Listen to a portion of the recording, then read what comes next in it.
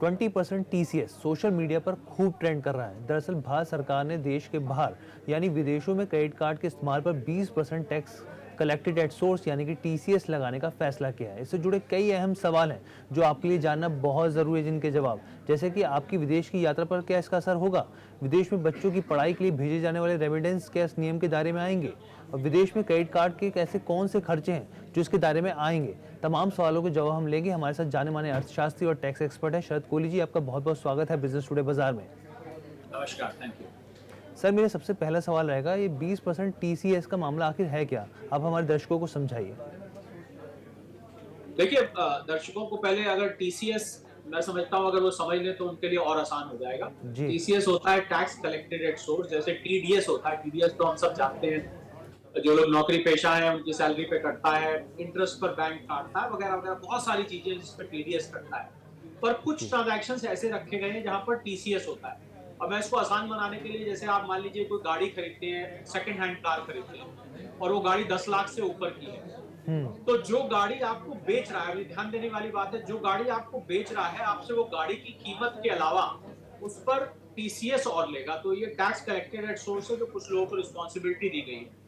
अब ये अच्छा टीसीएस इंडिया से बाहर जब पैसा भेजा जाता है तो 7 लाख से ऊपर जब अमाउंट था तो उसके लिए कुछ समय पहले इसको 5% टीसीएस के साथ बाहर भेजे जाने वाली पेमेंट पे इंट्रोड्यूस किया गया। अब जी इसमें दो पहलू हैं। पहला पहलू ये है कि लिबरलाइज रेमिटेंस स्कीम, इसको हम एलआरएस कहते हैं। जी एलआरएस का अर्थ होता है कि हर भारतीय प्रति जी वर्ष $2.5 लाख भारत से बाहर भेज सकता है कुछ स्पेसिफाइड पर्पसेस के लिए।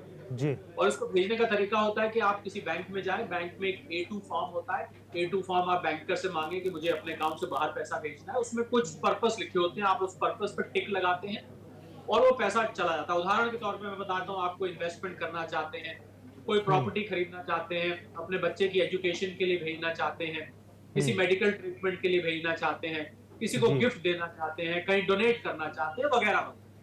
तो ठीक ये बैंकों के माध्यम से ये प्रक्रिया चलती थी, जब बैंक में आप A2 फॉर्म भर के और आप उसको भेजते थे, वहां एक सीए का सर्टिफिकेट भी लगता है। और अगर ये 7 लाख से ज्यादा होता था जी तो उसमें 5% टीसीएस का प्रावधान था पहले। अब हाल के बजट में इसको 5% से बढ़ा के 20% कर दिया गया। दो ट्रांजैक्शंस को सिर्फ 5% पे ही रखा गया, एक मेडिकल ट्रीटमेंट के लिए अगर आप भेज रहे हैं और एक एजुकेशन के लिए भेज रहे हैं। इसके अलावा बाकी के जितने भी पर्पस थे उस पे इस बजट से, यानी कि 1 जुलाई से जो लागू होगा, उसमें इसको 20% कर दिया गया है। अब अच्छा अच्छा जी हो क्या रहा था कि जब आप बैंक से भेजते थे तो ठीक है, वो तो बैंक अपने आप उसका ध्यान रखता था, टीसीएस भी आपसे बैंक ही कलेक्ट कर लेता था। पर हम्म दिक्कत आती थी जो लोग विदेश में जाते थे, ट्रैवल करते थे, और जिनके खासकर जो हाई नेटवर्थ होते हैं, हम्म उनके जो क्रेडिट कार्ड्स होते हैं, जब वो क्रेडिट कार्ड आप बाहर जाके यूज करते हैं तो क्रेडिट कार्ड जब आप स्वाइप करते हैं तो वो तो वहां पेमेंट हाथ के हाथ हो जाती है उसको। सर, वो ये इसी सवाल पर बल्कि मैं आ रहा था कि ये सर क्या नियम जैसे विदेश की यात्रा पे हम लोग करेंगे, आप हम जो भी विदेश यात्रा करेंगे, क्या उस पर भी इम्पैक्ट पड़ेगा क्रेडिट कार्ड से खर्चा कर रहे हैं तो? जी हाँ, जब आप बाहर जाके खर्चा करेंगे और फॉरेन एक्सचेंज में उसकी पेमेंट करेंगे, ध्यान देना है, जब आप फॉरेन एक्सचेंज में पेमेंट करेंगे और जब इंडिया से बाहर आप जाते हैं हम्म तो लाजमी बात है आपकी फॉरेन एक्सचेंज में पेमेंट होती है, तो हम्म उसको आप जब वहां जाके स्वाइप करेंगे तो अब क्रेडिट कार्ड कंपनी, ध्यान दें इस बात पे, क्रेडिट कार्ड कंपनी यानी कि जो भी क्रेडिट कार्ड चला रही है, जब वो आपको क्रेडिट कार्ड का बिल भेजेगी 15 दिन जी बाद, 20 दिन बाद, जो भी आपकी बिलिंग साइकिल है, उसमें नीचे अब टीसीएस लग के आएगा। मान लीजिए आपने 1 लाख रुपए खर्च किए विदेश में जाके, जी उसमें 20,000 रुपए और जुड़े होंगे टीसीएस के रूप में, 5,000 जुड़े होंगे अगर वो मेडिकल के लिए या एजुकेशन के लिए, पर उसके अलावा बाकी जितने भी पर्पस है उसमें अब 20,000 रुपए फालतू आपके लिए जुड़े हुए होंगे। पर इसमें एक संशय जो अब सबके मन में आ रहा है, जो कि एज एन एक्सपर्ट मैं भी इस बात को मानता हूं कि आपने अगर गौर से अपने क्रेडिट कार्ड स्टेटमेंट देखें, जो लोग क्रेडिट जी कार्ड यूज करते हैं, लगभग सभी लोग करते हैं, तो उसमें वेंडर का नाम होता है, आपने किस पर्पस के लिए यूज किया ये नहीं लिखा होता है। आप ध्यान देंगे, अगर जिस पार्टी को आपने पेमेंट करी है उसका नाम होता है।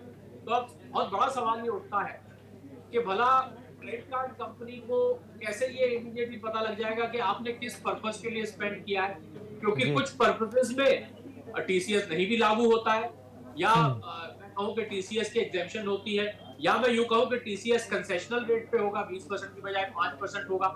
तो भला क्रेडिट कार्ड स्टेटमेंट से ये कैसे पता लगेगा?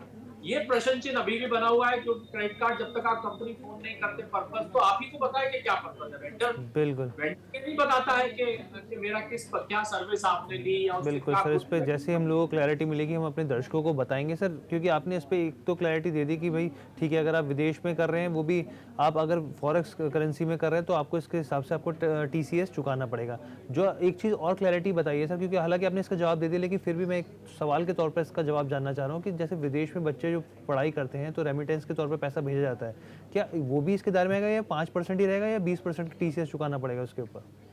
जी हाँ, उस पे जो पहले वाले रेट थे वही लागू होंगे। 5% पहले था, हुँ, 5% अब है।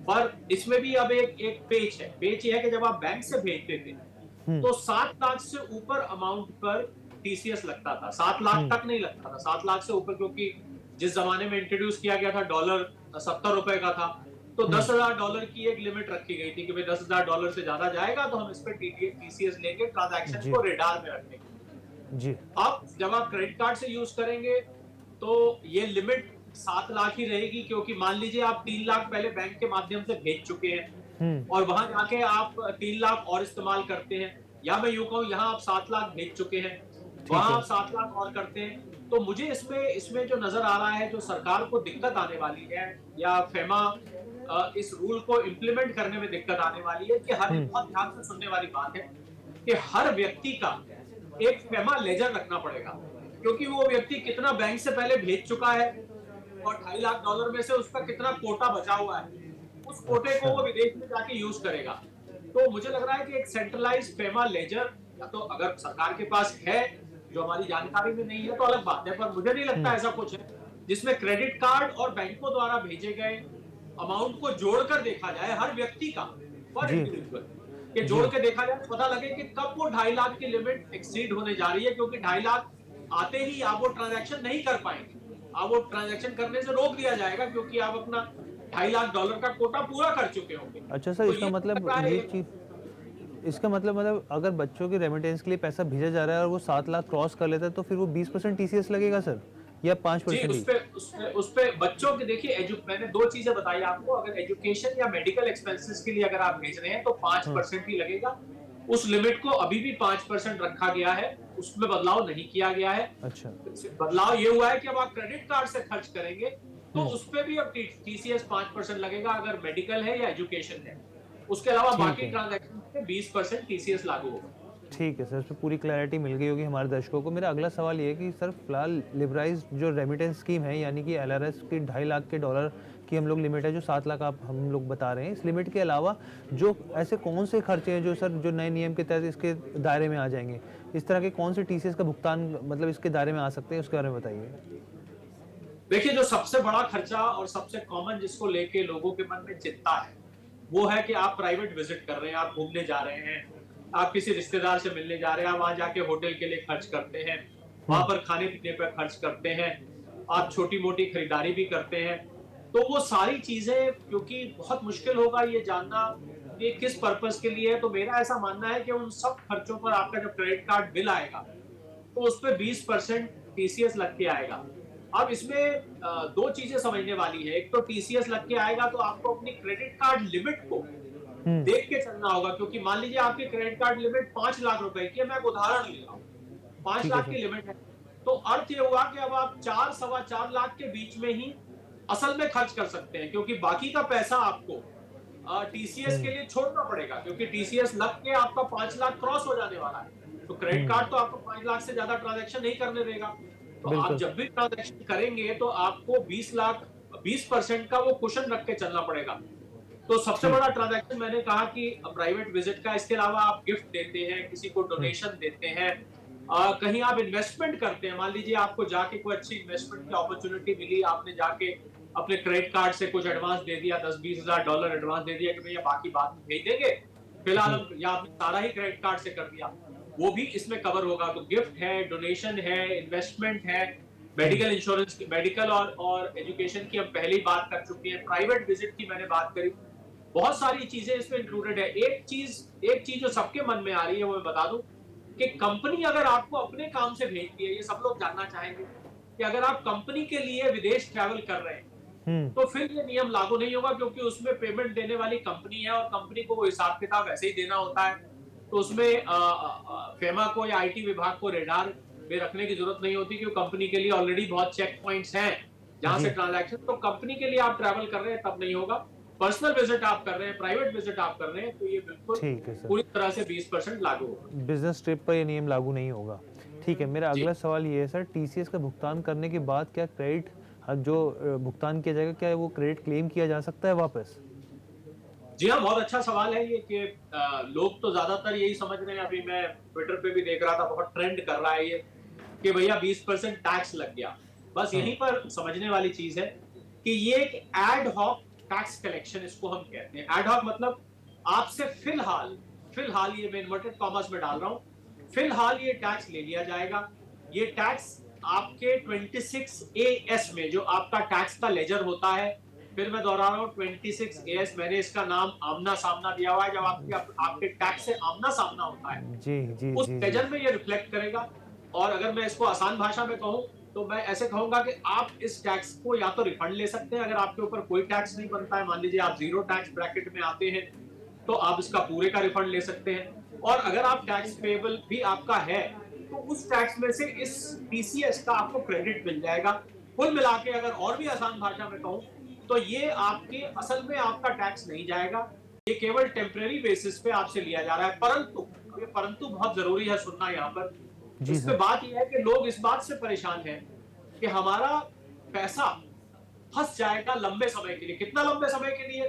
कि मान लीजिए आपने अप्रैल के महीने में कोई ट्रांजैक्शन किया विदेश में जाकर, तो जी। आपकी तो साहब रिटर्न फाइल होगी जाके जुलाई में अगले साल, हुँ, और उसके बाद असेसमेंट होगा। तो मान लीजिए आपका रिफंड बनता है, तो हुँ, रिफंड आते आते अप्रैल से लेके अगले जुलाई तक रिटर्न, उसके बाद असेसमेंट, करीब करीब 1.25 से 1.5 साल के लिए आपका वो 20% फंसा रहेगा। इस बात को जो लोग ये समझ गए हैं कि 20% असल में नहीं जा रहा है, उनको ये भी समझ में आ रहा होगा कि कम ज्यादा से ज्यादा 1.25 साल 1.5 साल के लिए आपका पैसा फंस जाने वाला है। तो लोगों को ये ज्यादा चिंता हो रही है कि हमारा पैसा इस रूप में ब्लॉक हो जाएगा। तो तो मेरा ऐसा श मानना हुँ। है जी। जी, जी, सर। तो शरद जी, मैं ये चीज़ समझना चाह रहा था और हमारे व्यूअर्स को भी समझाना चाह रहा था कि भई टैक्स कलेक्टेड एट सोर्स का आपने मतलब समझा दिया। अगर आपका टैक्स यहाँ पर कायदे से जो इस नियम के तहत टैक्स बनता है तो वो आपका टीसीएस है वो उस हिसाब से कट जाएगा, नहीं बनता होगा तो आपको पूरा 1 डेढ़ साल बाद आपको वो पैसा टीसीएस के ज़रिए जो आपने चुकाया है वो वापस मिल जाएगा। मैं सही कह रहा हूँ? जी बिल्कुल। जी जी, ठीक है सर। मेरा अगला सवाल ये है कि सर टीसीएस को कलेक्ट कौन करेगा, एजेंट या बैंक? देखिए, इस केस में टीसीएस को कलेक्ट करेगा जो क्रेडिट कार्ड कंपनी, अगर बैंक चला रहा है, बैंक ज्यादातर क्रेडिट कार्ड बैंक से जी। चलाते हैं, पर अगर मैं दूसरी भाषा में कहूं तो मैं क्रेडिट कार्ड कंपनी बोलना चाहूंगा कि मान लीजिए बैंक नहीं है, कोई हुँ, और क्रेडिट कार्ड, तो जो भी क्रेडिट कार्ड कंपनी जो आपको बिल रेस करती है आपके खर्चा करने के बाद, जी। उस क्रेडिट कार्ड कंपनी की जिम्मेवारी होगी इसको कलेक्ट करना, क्योंकि टैक्स कलेक्टेबल एट सोर्स वो व्यक्ति करता है जो सर्विसेज दे रहा होता है, या जो इंटरमीडियरी होती है, जो माध्यम होता है, तो वो कंपनी आपसे कलेक्ट करेगी। और थोड़ी सी चिंता लोगों को, क्योंकि आपने यहाँ जिक्र किया तो मैं यहीं पर ये बात भी बता देना चाहता हूँ, थोड़ी सी चिंता उन लोगों को कॉस्ट बढ़ने की भी है। इसलिए है कि जो लोग क्रेडिट कार्ड को रोल ओवर करते हैं, हम सब जानते हैं क्रेडिट कार्ड दो तरीके से इस्तेमाल किया जाता है। हुँ, एक तो बिल्कुल, आप उसको बिल्कुल। ऐसे चार्ज कार्ड यूज करते हैं। चार्ज कार्ड का जी, मतलब होता है कि आप जो ड्यू डेट होती है उससे पहले पेमेंट कर देते हैं, तो आपके जी। ऊपर कोई ब्याज नहीं लगता है, सिर्फ हुँ, आपके एक पेमेंट का माध्यम है, कन्वीनियंस है आपके पास। पर जी। जो लोग क्रेडिट कार्ड को रोल ओवर करते हैं, यानी कि ड्यू डेट से आगे चलाते हैं, जो फाइनेंस चार्जेस देते हैं, आपको हुँ, याद होगा अगर आप रोल ओवर करें तो अच्छे खासे फाइनेंस चार्जेस चार्जेस। आपके ऊपर 3 से 5% तक चार्जेस प्रति माह आपसे चार्ज करे जाते हैं। जी, वो फिर ये टीसीएस जो है टोटल उस अमाउंट पर लगना शुरू हो जाएगा। तो इसलिए उन लोगों को थोड़ी चिंता है इस बात की कि अगर ये फाइनेंस चार्जेस उसको मिला के टीसीएस लगेगा तो हमारा तो फाइनेंस चार्जेस के ऊपर भी टीसीएस लगना शुरू हो जाएगा। तो उनको वहां थोड़ी सी कॉस्ट बढ़ने की आशंका भी नजर आ रही है। कुल मिला के आपका आउटफ्लो बढ़ जाने वाला है फॉरेन एक्सचेंज स्पेंडिंग्स पर। तो मुझे लग रहा है कि लोग इस बात को लेके, खासकर जो फॉरेन ट्रैवल करते हैं, उन लोगों के मन में बहुत चिंता हो गई है। जी सर, आपने तमाम सवालों के जवाब दिए और मुझे लगता है हमारे दर्शकों को काफ़ी हद तक क्लैरिटी मिल गई होगी कि अगर वो विदेश की यात्रा कर रहे हैं तो ये नियम उनके लिए किस तरीके से बदल जाएँगे, या फिर बच्चों के लिए अगर पढ़ाई के लिए अगर वो रेमिटेंस भेज रहे हैं, या फिर और भी जितने तमाम पहलू हैं, आपने इसको बहुत अच्छे से कवर किया, समझाया हमारे व्यूअर्स के लिए। सर बहुत-बहुत धन्यवाद बिज़नेस टुडे बाज़ार से जुड़ने के लिए। Thank you so much. Thank you. हम अपने व्यूअर्स को भी कहना चाहते हैं और हर बार की तरह आपसे गुजारिश है कि बिजनेस के हर एक कंटेंट को बेहद आसान भाषा में समझने के लिए देखते रहिए बिजनेस टुडे बाजार। वीडियो पसंद आया तो हमें लाइक, कमेंट, शेयर और सब्सक्राइब जरूर करें।